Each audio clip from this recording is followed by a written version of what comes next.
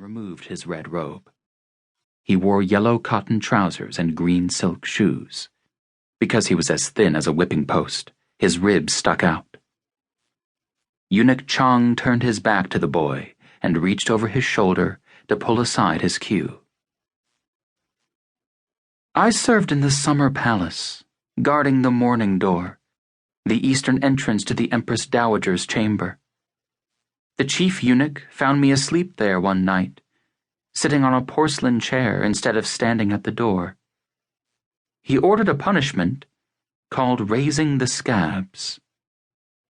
So many scars covered Eunuch Chang's back that it resembled a tray of noodles.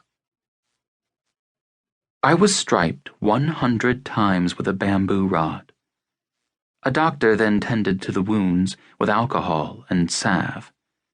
3 days later, another 100 blows were administered to my back. Raising the scabs is what happens when a boy is disobedient or fails in his duty.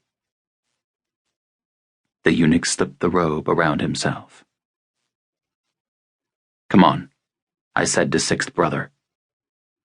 The boy breathed deeply, then charged forward, the knife over his head, and he stabbed down with it. I half-stepped to the side, flicked his arm, and put my leg in front of his ankle. As his momentum carried him forward, I grabbed his collar and yanked him down to the mat, a maneuver I had practiced 10,000 times. I put my hand lightly at his throat. A knife coming down from overhead is lucky to find a target and is easily pushed aside, just like now. Your knife held at your belly will find your enemy's vital organs. I released his neck. The boy jumped up to his feet, the knife still in a hand. I don't have any enemies.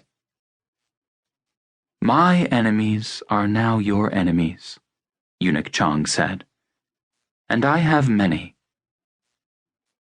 The eunuch's home was west of Chungking's old town.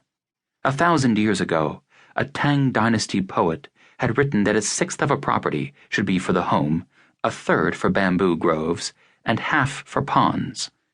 Eunuch Chang had followed these directions to the square inch. The buildings were at right angles to each other, but the compound was at an oblique angle to the Yangtze, far down a cliff below, just as the geomancer had instructed. The Huaying Mountains rose beyond the river, forbidding granite peaks that seemed to fall straight to the shore.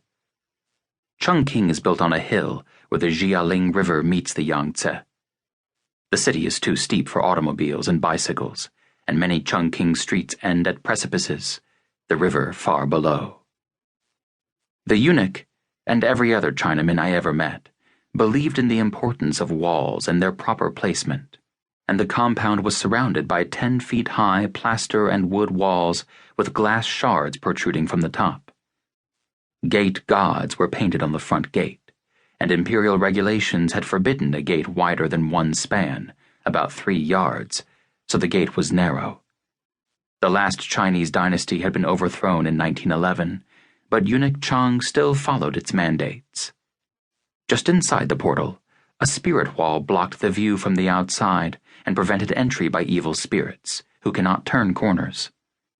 When walking to and from the gate, we always went around the east end of the portal because the west end was booby-trapped, which the eunuch said provided a 50% chance of catching someone trying to sneak in the front gate.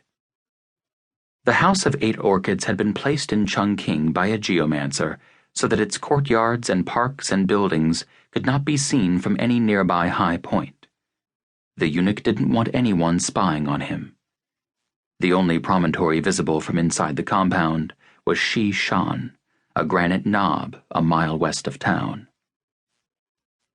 The eunuch dismissed sixth brother, who handed me the knife and hurried through a door to the kitchen, and stepped toward the west wall, where my brother William was at work. I don't see any progress, the eunuch said. A white smock flecked with orange and brown paint covered William's shirt and trousers. William gestured with his palette. 3 more rebels today, on the riverbank. The paint is still wet on the one nearest the pier. William's 6 by 8 foot canvas had been brought up